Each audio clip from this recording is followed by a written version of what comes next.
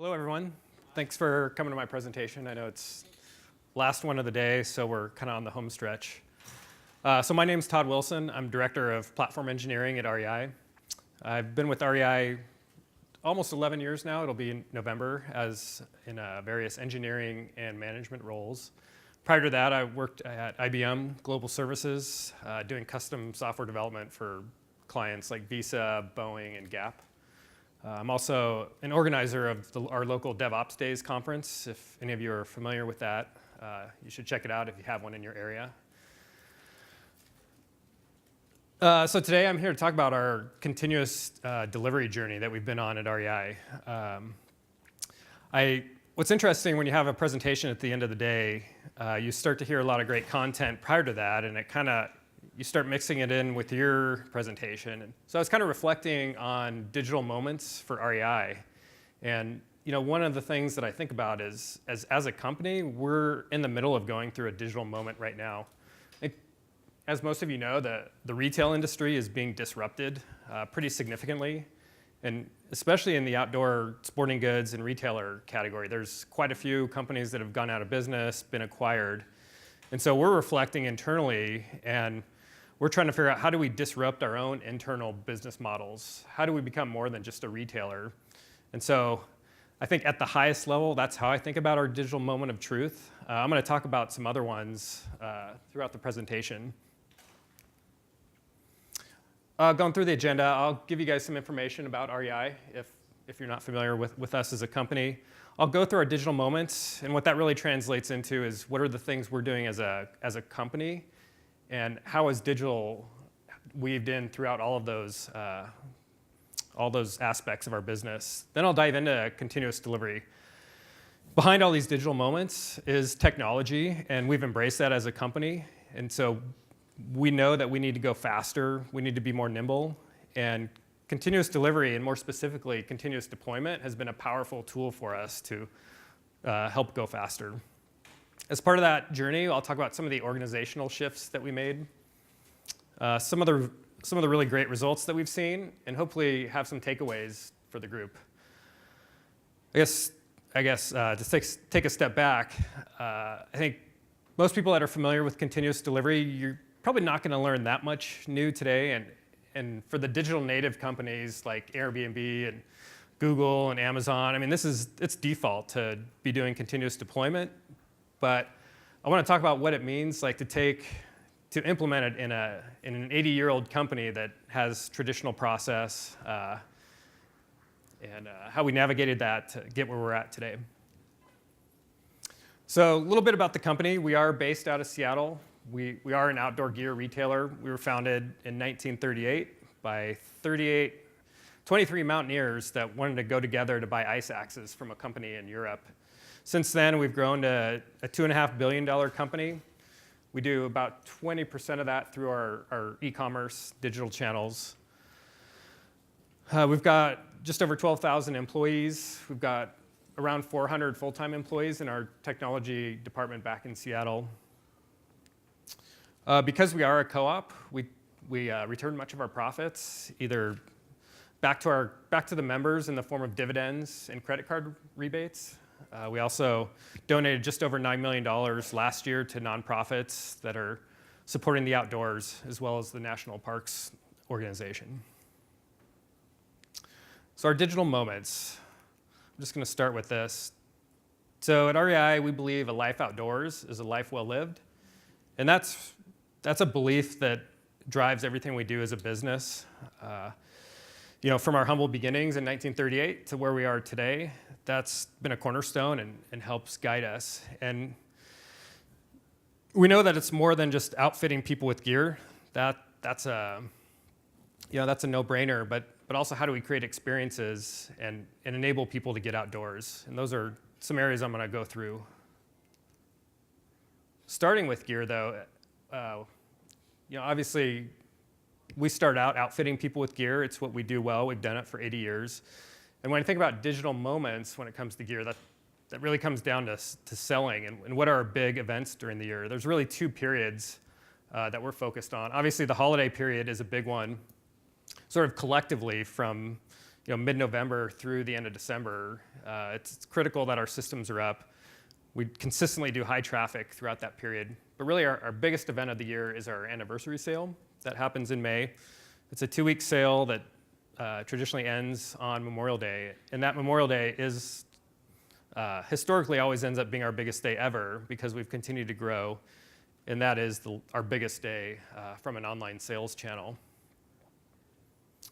But like I said, there's more to getting people outside than outfitting them with gear.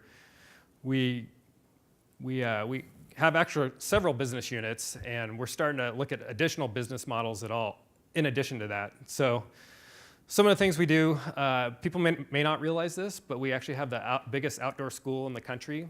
So these are run primarily out of our stores, where you can take anything from a yoga class. We teach bike maintenance. We'll teach paddleboarding, rock climbing, et cetera.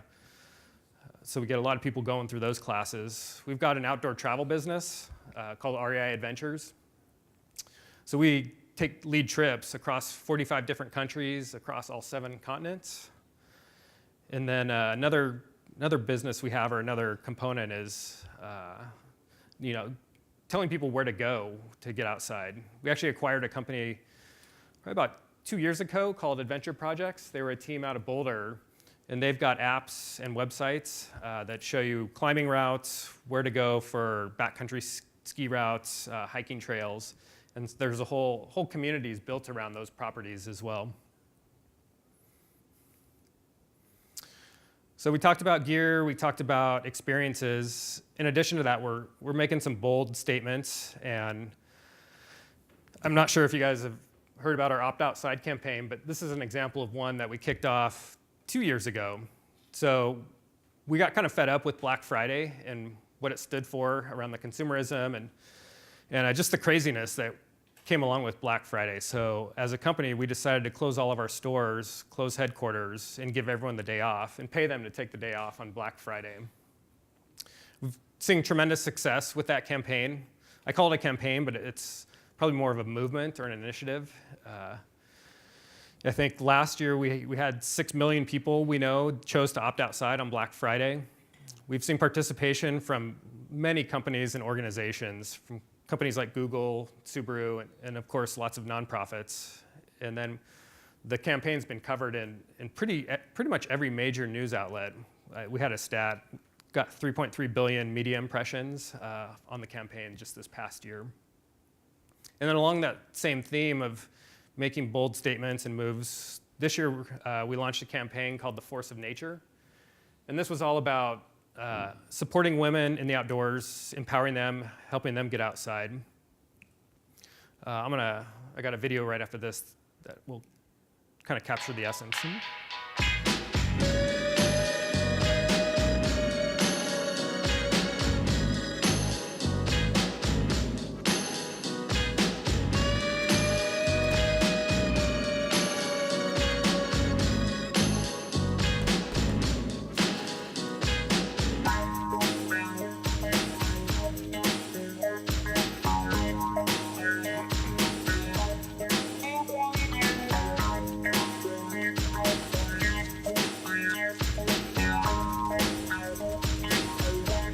These are the voices we've heard our whole lives. But they get harder to hear the further out we go.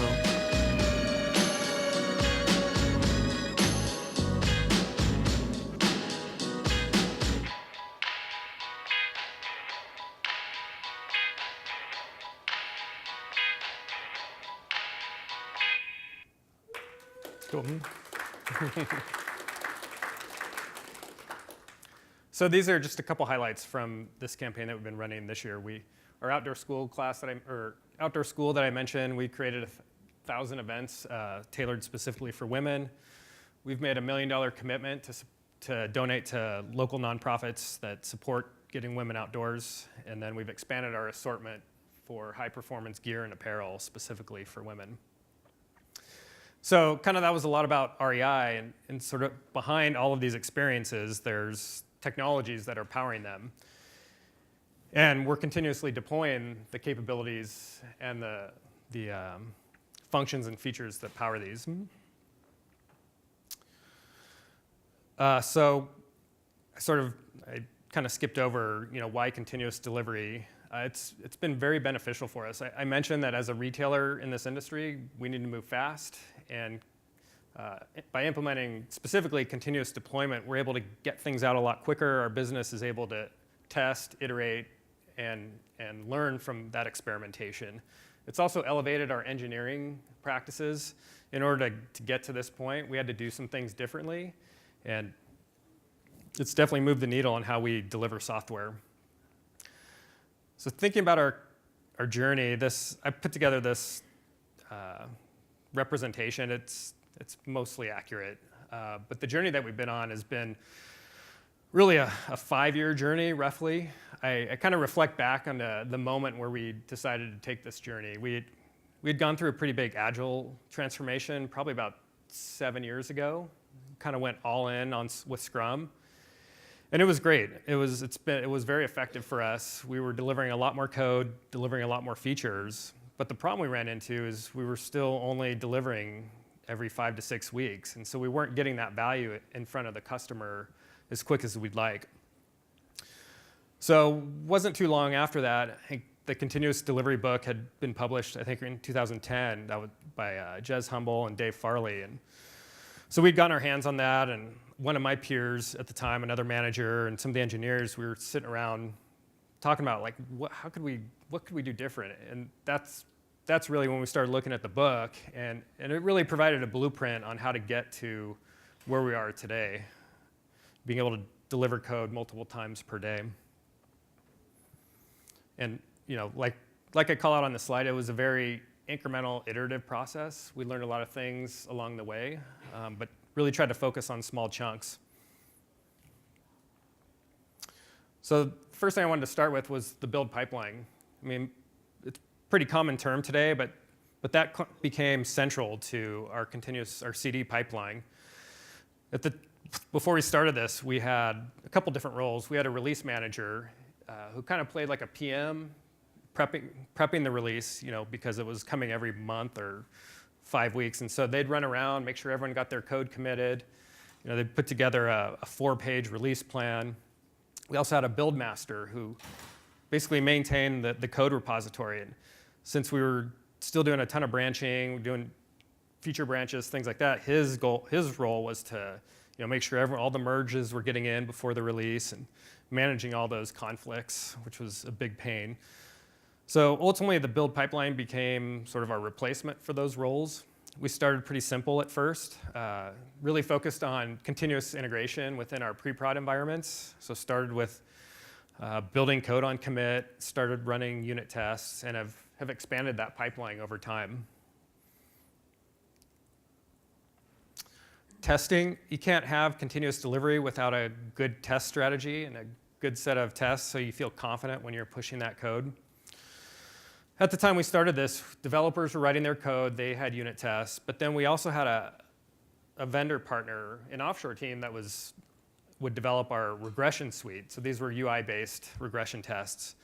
So we'd finish a feature, we'd throw it over to the wall to this team, and they'd go off and write these regression tests. And they were written in a proprietary tool that none of our developers knew how to even get into, or let alone write code or tests in. It took 96 hours to run through this regression test. So we made a decision to port those tests over to an open source tool based on Java. You may have heard of Selenium. That's the product we used. But we kind of called it a mistake, but the strategy was to have that same team that was writing the tests in the other tool move the tests over to Selenium, which helped a little, but we realized all we were doing was porting brittle, unreliable tests from one platform to another. And so that's when we realized the value of having automated test engineers embedded with our teams. So we started to grow that role, started to add them to the teams, and hired, and created a shared ownership model around that regression suite between both the developers and the testers, or the test engineers. So our developers were able to commit code into the test suite, but then we got to the point where our test engineers can also contribute to the feature code that's being developed. So the result of that is we ended up with a regression suite that we could run in 20 minutes instead of 96 hours. We could run that out of the build pipeline. And today we have, I think, 85% code coverage or test coverage of the website. The other fundamental change, we wanted to get out of the craziness of managing code merges and branches. And so we moved to a model of delivering off master or off trunk. So this was a big change for the developers. And what really enabled this was the use of feature toggles and feature flags. So we had already had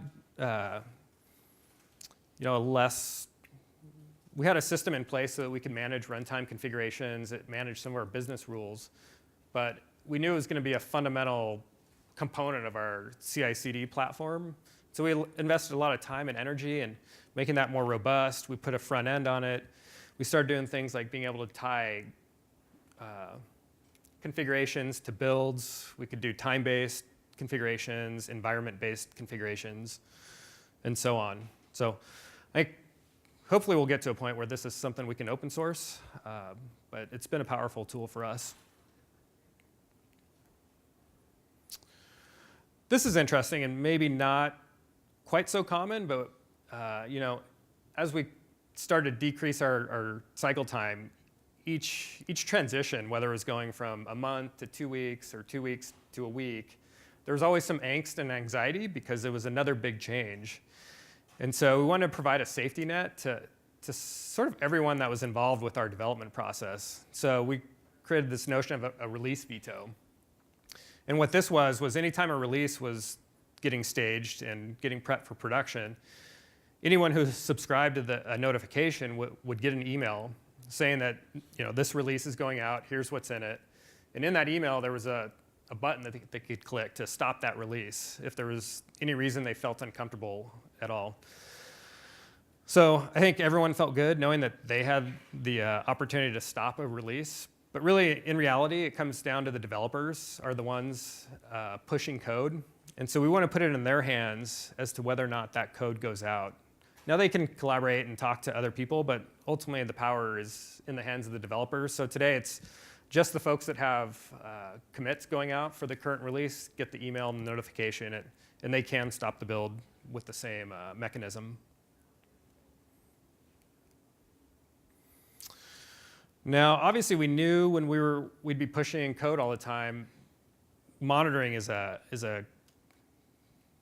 it's critical because you want to see what's going on in production. You want a tool that's easy to see and easy to use for the developers. So right before we turned on continuous deployment, just over 2 years ago, we had deployed APM, New Relic, as part of that.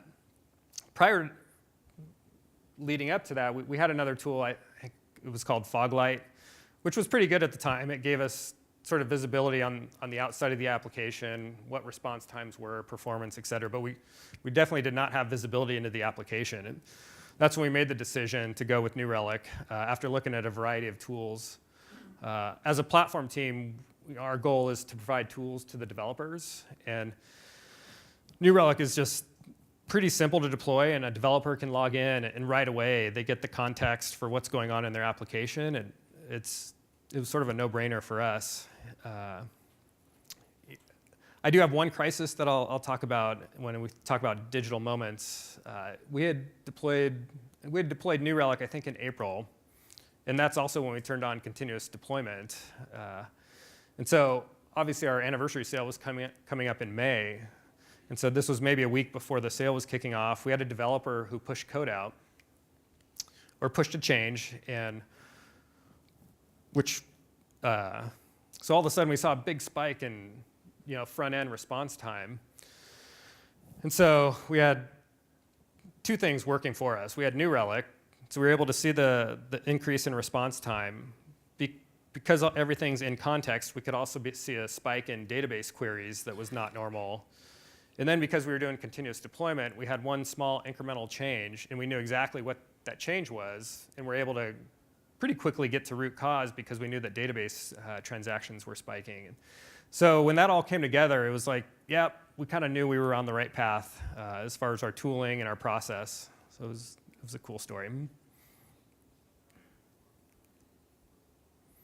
Going to talk about kind of what I would consider some organizational shifts to be able to get to where we're at today.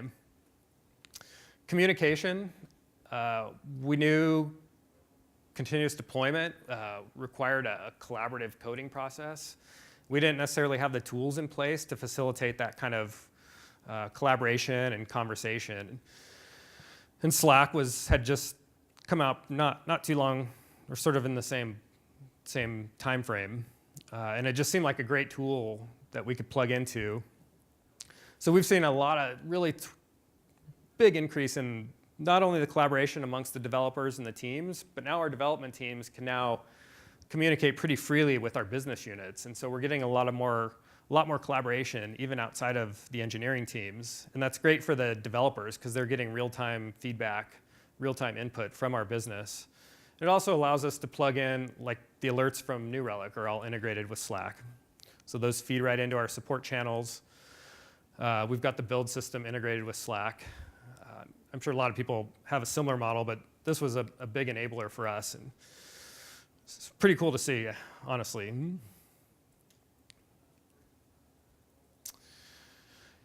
Inevitably, when you're going through a CI/CD implementation, you're going to bump up against traditional change management.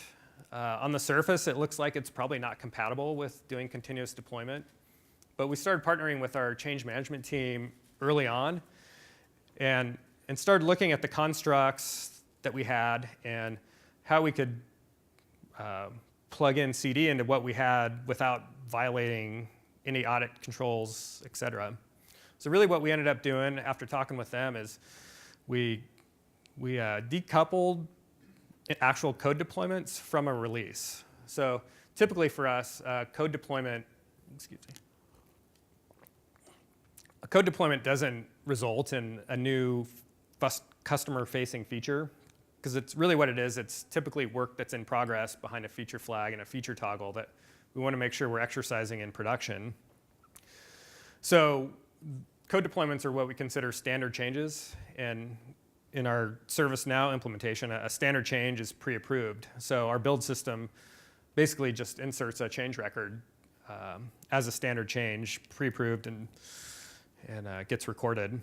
Now, if we're doing a release that's going to have downstream impact to other systems, or it's going to be impacting the customer in any way, then we'll run that through our CAB process, so it has visibility, and we can have some conversations about it.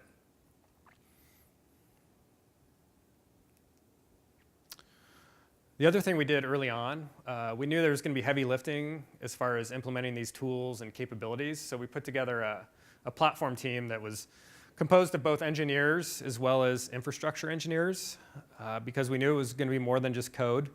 We'd be looking at server automation, build pipeline automation, and so it's really a cross-cut of different roles that throughout have been able to build the core frameworks and the software systems that the teams are working on. Early on, we were very focused on REI.com and that platform. But what we've seen is we've started to evolve the tools into a more generic platform based on containers and Spring Boot that make it pretty easy for other teams outside of just our e-commerce groups to deploy in. So we're starting to deploy services in our retail space, like for store systems. We've got marketing teams that are now deploying services on this platform. So it's really become almost a shared service team that's having an impact across the enterprise. So I'm going to go through just some of the results and some of the really positive benefits that we've seen from doing continuous deployment. Just over this past year, we actually launched 2 new sites. They were existing sites that we basically rewrote with new business requirements and new capabilities. So we launched REI Adventures, a new travel site that allows a more rich experience when customers are researching trips. We also allow them to sign up and pay for these trips online, which is a new capability for us. It says 6 months, but after I'd already submitted the slides, I got some feedback from one of the managers that reminded me that we actually launched the MVP in about 3 months and iterated on it for another three months. So we were able to launch it out. We started with the catalog initially, so people could search for trips, look at the details, and then they would still call in like our existing process. So eventually we integrated that into Salesforce so that they could sign up, but then we still had to call back and take their credit card information. And then eventually we added credit card payments as well. So it was pretty cool to see sort of that initial launch and then being able to quickly iterate on adding additional customer value. The other property we launched was what we call REI Garage. So we previously had an outlet business, and that was our off-price offering for discounted gear. And the type of gear you would find on outlet was just not the same level of quality that I think we would expect, or you would expect to find in our online store. So as a company, we decided to do away with outlet, and with REI Garage, we focused on higher quality product that you would be able to find with the same quality you'd be able to find in our online store, but at a discount. And so we rewrote REI Garage from the ground up, but we were able to leverage a lot of new services that we had developed for the online store. And again, this was one where we were able to launch, test and learn. It was an opportunity with this new property to look at how we're doing product pages, how do we do search, sort of a new green field for experimentation around some of that e-commerce functionality. This is just a graph that shows how our number of deployments have increased over the years. This includes both the monolith. We've like everyone else, have been breaking down the monolith into a set of services. So we still deploy the monolith, but we're also adding new services. So our deployments have gone up pretty significantly. What's even more interesting is as we've gone on this journey, our number of production incidents have gone down as well. So I think the data shows that you can go fast and do it with quality.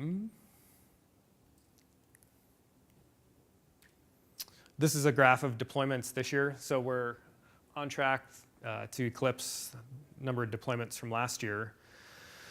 The other slide, I don't have a slide for it, but the other interesting thing is we've built enough confidence in releasing features, releasing code, that for the past 2 years, we've actually done away with our holiday code freeze, which we feel is pretty impressive for a retailer that depends so heavily on that holiday period. Certainly there are days and certain periods that we don't really mess with, days like Cyber Monday. But for the most part, we deploy, and it allows our business to, during our busiest period, to refine and continue to improve the customer experience, which has been really cool to see. So leaving you with some lessons learned. These are some I came up with. Throughout the process, we've definitely taken advantage of some of the lean methodologies, focusing on value stream mapping, lean problem solving, because it might seem obvious, like what your pipeline might look like, but when you get everyone in a room and you start talking about each of the steps, you start to expose bottlenecks and problems that weren't as obvious. During some of our exercises, we started exposing some unreliable tests, some tests that were maybe not performing as well as we'd like, so we'd pull them out, and only once they hit a certain criteria would we let them back into the pipeline. And then metrics, I mean, you can't really improve what you can't measure, so as you're building out your pipelines, make sure you're capturing the metrics and you're using those metrics to improve the process. And then, educating your partners in IT as well as your business partners. So I mentioned our partnership with change management. We partnered with them. They weren't an adversary. So there were other groups, security, et cetera, that we partnered with throughout the journey. We wanted everyone to collectively own this process and be contributors to it. And then also the business, right? We were a little bit ahead of the business. I think when we sort of brought this up, I think the business was like, well, why would I want to deploy more than once a week? Or why would I want to deploy multiple times per day? And so we talked them through what the benefit would be and how they'd get value from it. And We also want to set the expectation is that there would be bumps in the road and we'd run into issues because this was all new. And so having their partnership and their understanding made it a lot easier to work through some of those problems and issues. And then iterate, and you're gonna have small wins, and you wanna make sure that you're celebrating those because it can be a lengthy process, and you kind of lose sight of that because there's a lot going on. You wanna make sure where you're doing good things, you're celebrating that, and you're making it visible. And I think that's it. So I did wanna just say thank you, and also I was happy to come across the country for New Relic. They're a great partner, but I also knew there'd be a lot of really smart people in the room, and I wanted to let everyone know that we are hiring. So if you are an REI customer or had a great experience with us or just really enjoy being in the outdoors and want to help more people do that, reach out. We've got a job site, rei.jobs, or you can send me an email. So thank you.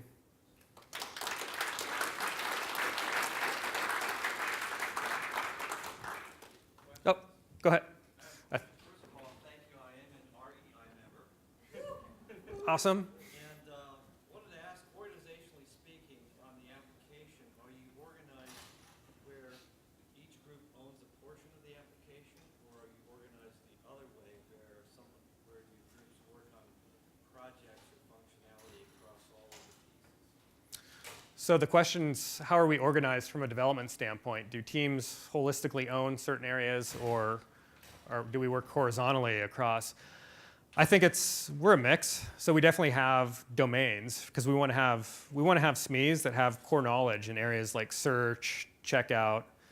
But we also want to give flexibility to the engineers to work across different areas, also from a cross-training standpoint. So a little bit of both. We do maintain SMEs and kind of core areas like I mentioned. Yeah. Yeah. But what was some of the challenges of partnering with change management and security throughout this process? What were some of the challenges with partnering with change management and security? I think, like I mentioned, just sitting down and having a conversation, educating them on the process, right? Because when you talk about where we want to end up, where we want to be deploying code multiple times per day, all of a sudden they get a picture in their head. It's like all these cowboy developers are just going to be, throwing code over the wall or throwing it out to production. But, when you actually break it down, you start looking at, from an audit standpoint, we're in a much better place than we ever were prior to continuous deployment. No one's touching production servers anymore because it's all going through a pipeline. And so once they start to understand that, sort of the light bulb goes on, like, wow, this is going to be really good. And so I think, as we go through we obviously have to go through PCI audits, and we tend to move through those pretty easily because of the data that we have and the processes and controls that we have in place with the automation around the build pipeline. So, it's hard to come up with specific examples, but it took multiple conversations and a lot of education to ultimately get people to the point where everyone agreed and felt comfortable with moving forward. Yep. Yep. So I think it's very neat that you're able to do the continuous delivery thing, but correct me if I'm wrong, but wouldn't the prerequisite to something having this capability be having something like infrastructure as code, such that the infrastructure itself, if it gets sick, you just kill the server and it'll replace itself, automatically configure itself? Is this something that you guys have also, or is this not the case? Yeah. So the question is a prerequisite to this infrastructure as code as part of the pipeline, and did we have that in place before we started? And the answer is no, right? We did this in stages. Like we had static servers, so our build pipeline was really the application, and so we hadn't got to that level of maturity where we're deploying both the application as well as the server as part of the build pipeline. The next increment of that was moving to containers. So now we can move containers through the pipeline, versus just the application binary. We've still got, a farm of servers that we're deploying on top of, but we're also in the middle of a cloud migration as well. So that's going to be the next level of maturity for us, that we're actually deploying the infrastructure with the application, if that makes sense. Yeah. So is the infrastructure itself somehow in like CloudFormation or Terraform or something like that, or is this? Well, today it's still in VMs that our infrastructure teams manage with Puppet. Yeah. should also mention I'm a REI member. I've been a member for 10 years. You mentioned in your presentation that you extensively use feature toggles for continuous delivery. Feature toggles have a tendency to clutter up. What do you do to keep that out of your way or clean up the clutter? So the question was, how do we manage the clutter that comes with feature toggles and we call them app props or configurations? I mean, it's a good question, and it's something we haven't solved completely. We do try to do periodic audits. We've instrumented all of the I guess our configurations with usage, so we can determine like whether or not a property or a config is still being used, and so we can retire it if not. So it is a little manual today. It's sort of, okay, let's go through, do an audit, which ones are still in use, which ones aren't. But the flexibility it gives us offsets some of that work that may not be as clean as we'd like. Because those toggles are used from the developers all the way up to the business. The business can go in and turn on a feature when they're ready to activate it. Yeah.